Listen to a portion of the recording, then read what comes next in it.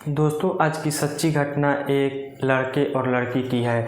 जो एक लड़का मुंबई से रेलवे का पेपर देकर घर लखनऊ जा रहा था, तभी एक लड़की दौड़ते हुए ट्रेन में आती है और उससे मदद मांगती है और फिर तुरंत देर बाद जस्ट छुप जाती है सीट के नीचे। और फिर आगे क्या होता है, चलिए वीडियो में बने रहिएगा। वीडियो अच्छा लगे तो वीडियो को लाइक और चैनल को सब्सक्राइब कर दीजिए और शेयर ज़्यादा लोगों के पास करिएगा। चलिए इस वीडियो को पूरा स्टार्ट करते हैं और वीडियो एकदम बहुत अच्छा होने वाला है। पूरा वीडियो सुनिएगा जरूर। चलिए स्टार्ट करते हैं। दोस्तों, एक बहुत ही खूबसूरत लड़की, साथ ही साथ वह बहुत ज़्यादा सुंदर दिखती थी और वह बहुत परेशान थी। वह दौड़ते हुए मुंबई के बांद्रा रेलवे स्टेशन पर पहुंच जाती है और वहां प्लेटफार्म नंबर 1 पर खड़ी हो जाती है। वह प्लेटफार्म पर गोरखपुर जा रही स्लीपर में बैठ जाती है और वहाँ पर एक बैठे लड़के से कहती है कि प्लीज़ मेरी मदद करो। इससे पहले वह लड़का कुछ उसकी मदद कर पाता कि वह लड़की अपने मन से ही स्लीपर में नीचे सीट पर बैठ जाती और छिप जाती है। फिर लड़का उसको जानता नहीं था और वह चुपचाप बैठा रहता है और फिर आगे ट्रेन चल पड़ती है। फिर 20-30 मिनट के बाद वह लड़की सीट के नीचे से ऊपर उठ जाती है, बाहर आ जाती है और लड़के के पास बैठ जाती है। फिर वह जो लड़का होता है वह कहता है कि उससे कि जब तुम ट्रेन के अंदर आई थी तो तुम मुझसे हेल्प क्यों मांग रही थी और फिर अभी तुम बिल्कुल परेशान नहीं लग रही हो, ऐसा क्या बात है? अभी क्यों नहीं परेशान नहीं लग रहा, तुम बिल्कुल ठीक लग रही हो। और वह लड़का कहता है कि क्या तुम ठीक हो? तो लड़की मुस्कुराते हुए कहती है कि हाँ, मैं तो एकदम सही हूँ, क्या बात है? तो वह लड़का कहता है कि जब आप ट्रेन में आई थी तो आप मुझसे मदद क्यों मांग रही थी? तो लड़की कहती है कि जब मैं ट्रेन से रेलवे स्टेशन पर आई थी तब मुझे ऐसा लग रहा था कि शायद मेरा कोई पीछा कर रहा है गलत काम करने के लिए, इसलिए मैं बहुत डर गई थी, परेशान थी। तो दोस्तों, वह लड़का भी आराम से वहाँ पर बैठ जाता है और थोड़ी देर बाद जब ट्रेन का OTT होता है वह सभी का टिकट चेक करते हुए उनके पास आता है वहाँ तक। तो जब लड़की का नंबर आता है TT का चेक करने के लिए तो वह लड़का की से टिकट करने के लिए चेक करता है। वह कहती है कि टिकट दिखाओ, तो TT उसे मांगती है तो वो कहती है कि सर मेरा टिकट जल्दी में नहीं ले पाई। वो कहती है कि मेरा जल्दी बना दीजिए। लड़की वो ऐसा लगती है कि जैसे वो बहुत ज़्यादा पढ़ी लिखी हो, ग्रेजुएशन की हो और वो ज़्यादा अमीर घर से बिलोंग करती हो। तो दोस्तों, वो ट्रेन का जो TT था वो ट्रेन का टिकट तो बना देता है, लेकिन कहता है कि आपकी टिकट अभी कंफर्म लिस्ट में नहीं है, अभी वेटिंग लिस्ट में है। तो लड़की कहती है कि कोई बात नहीं, मैं मैनेज कर लूँगी। उसके बाद TT वहाँ से चला जाता है और वह जो लड़की होती है वहीं उस लड़के के पास आराम से बैठ जाती है और जो लड़के का सीट होता है उसी पर बैठ जाती है। अब जो लड़की होती है वह लड़के से पूछने लगती है कि आप यहाँ कहाँ जा रहे हैं ट्रेन में? तो लड़का कहता है कि मैं बम्बई में मेरा रेलवे में का परीक्षा था, इसीलिए वहाँ पर गया था और फिर मेरा एक परीक्षा लखनऊ है और लखनऊ जा रहा हूँ। तो लड़की कहने लगती है कि मुझे भी लखनऊ ही जाना है क्योंकि लखनऊ में मेरा रिलेशनशिप है, रिश्तेदार हैं, वहाँ पर मैं कुछ दिन रहने के लिए जा रही हूँ। तो लड़की कहती है कि मेरा नाम अंजलि है और लड़का कहता है कि मेरा नाम निशांत है। तो उन दोनों की बहुत अच्छी एक गहरी दोस्ती हो जाती है आपस में। 10-15 मिनट तक आपस में बात करते हैं और फिर लड़की को उसके बाद नींद आने लगती है और वह लड़की को ऊपर ऐसे कंधे पर हाथ रखकर सर रखकर सो जाती है और लड़का उसे सहारा देकर अपने कंधे पर सुला देता है आराम से। ऐसे ही 2-3 घंटे बाद गुजरने के बाद जब लड़की की नींद खुलती है तो वह उससे कहती है कि मुझे माफ़ कर दो, मुझे पता नहीं था कि मैं आपके कंधे पर सोई थी और मुझे गलती हो गई। तो लड़की कहती है कि आप सीट पर सो जाइए और मैं नीचे कंबल बिछा कर आराम से सो जाता हूँ।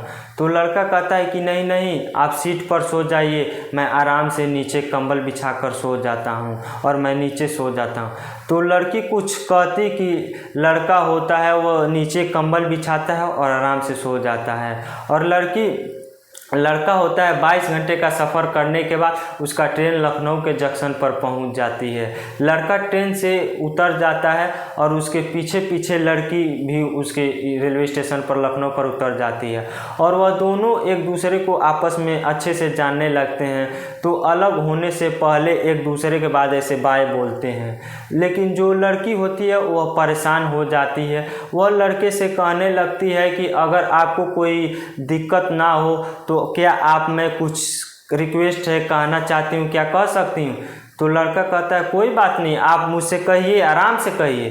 तो लड़की कहती है कि मैंने अपने जिन रिश्तेदारों का पता बताया आपसे उस कागज़ों पर लिखा था, वह कागज़ दरअसल मेरा बैग में ही रह चुका है, और मेरा बैग जो है वह कहीं गुम हो गया, खो गया है।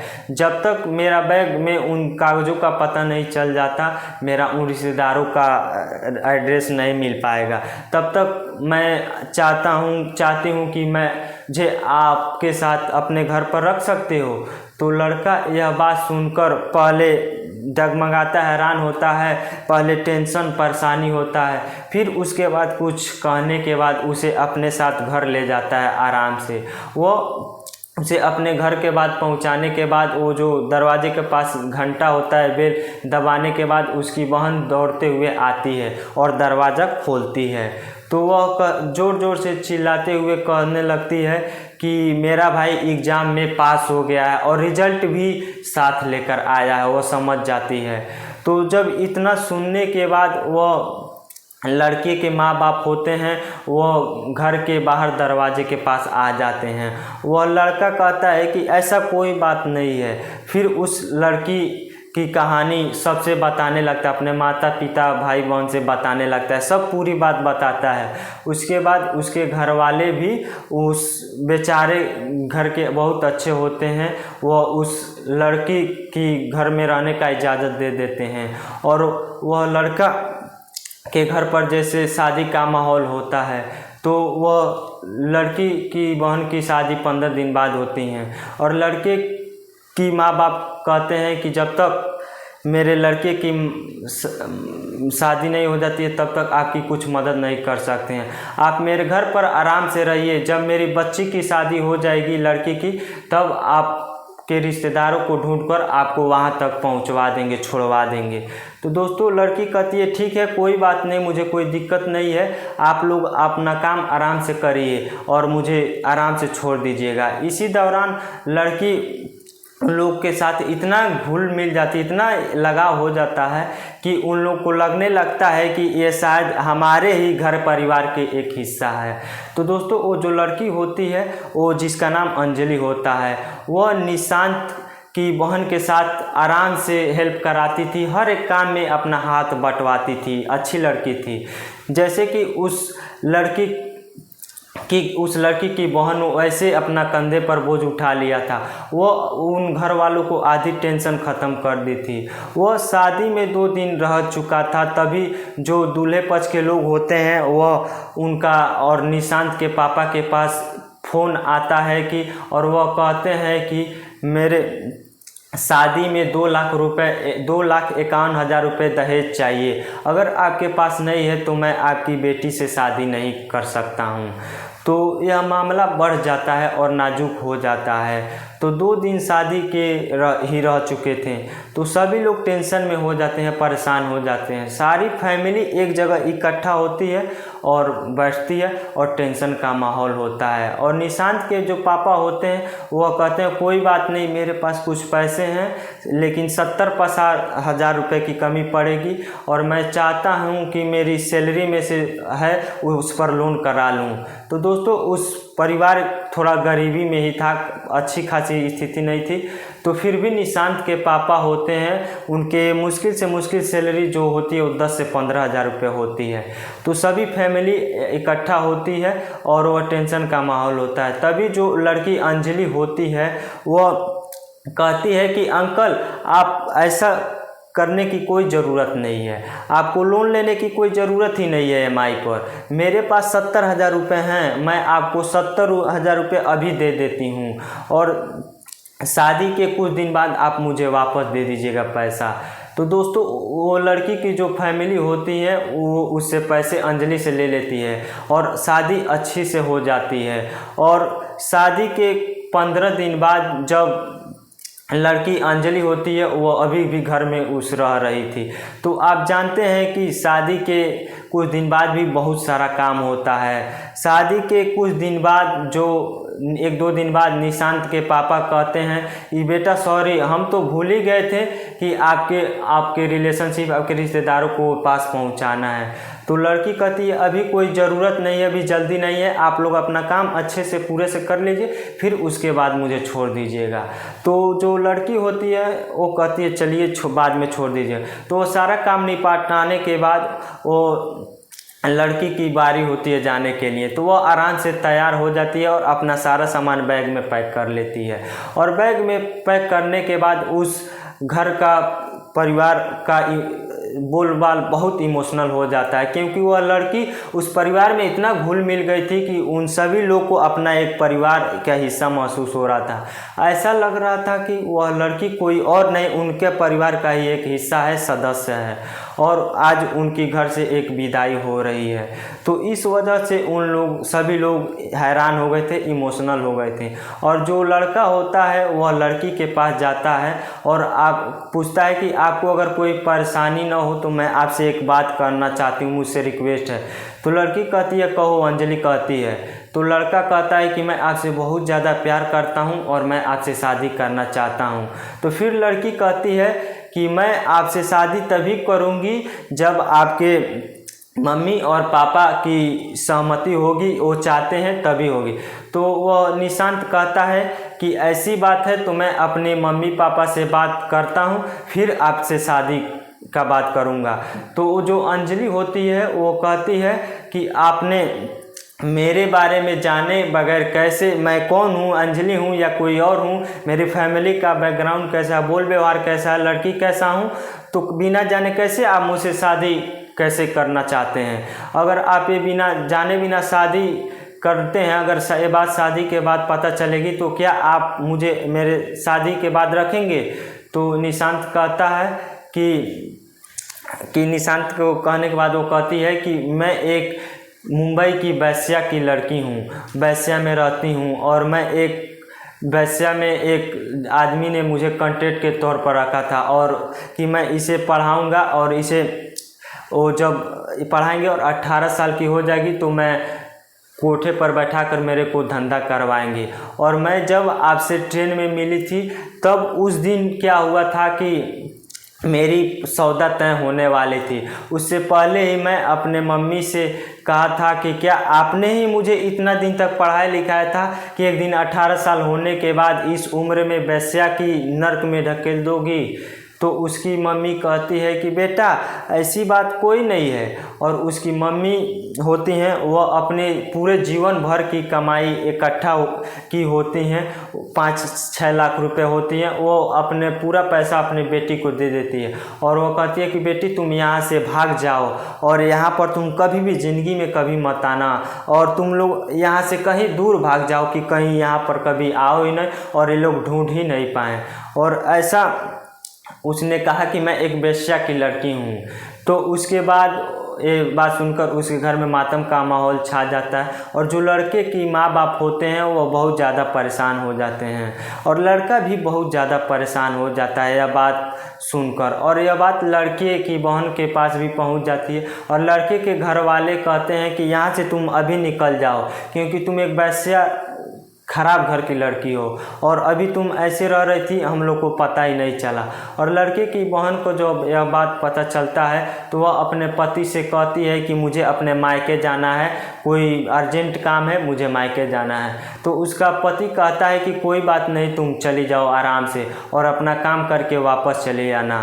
तो अंजलि होती है वह घर से आराम से निकलने वाली होती है तभी निशांत की बहन अंजलि से कहती है कि तुम वहीं पर रुक जाओ। इतना सुनते ही अंजलि ज़ोर ज़ोर से रोने लगती है, चिल्लाने लगती है। अब वह क्या कहती है कि जो लड़के की बहन होती है वह उसे गले लगा लेती है और उसे घर में ले कर जाती है और अपने माता पिता से कहती है, अपने भाई से भी कहती है कि जिस दिन मेरे दहेज के लिए 70,000 रुपये कम पड़ रहे थे, कोई नहीं दे रहा था, उस दिन आपको नहीं लगा था कि ये एक वैश्या की लड़की है और हमारे घर की सारी आधे से ज़्यादा जिम्मेदारी इसने अपने सर पर रख लिया था और बोझ हल्का कर दिया था। हमारे शादी का आधा टेंशन इसी ने दूर कर दिया।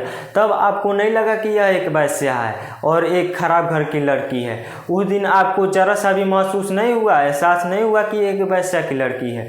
तो और भाई, तुम मार्केट में जो इसके साथ हाथ से हाथ मिलाकर जो घूमता था, गाड़ी से घूमते थे, तब तुम्हें नहीं लगा कि एक वैश्या की लड़की है?